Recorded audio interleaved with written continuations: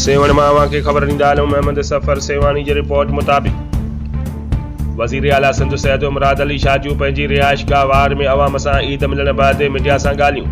Imran Khan 9 May वाक़ियो करायो। ख़बर नाहे त हुन ईअं छो कयो, कहिड़ी वजह हुई, उहो पाण ॿुधाए सघे थो।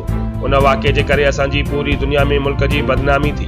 उन वधीक चयो त अॼु सुबुह जो चेयरमैन बिलाल भुट्टो ज़रदारी सां मुंहिंजी मुलाक़ात थी आहे ऐं बिलाल भुट्टो हिदायतूं ॾिनियूं त ईद खां पोइ सूबे जे सभिनी ज़िलनि जो दौरो कयां, जंहिंमें सिंध काबीना जा वज़ीर बि शामिल हुजनि, जीअं सिंध जे अवाम जा मसइला हल थी सघनि।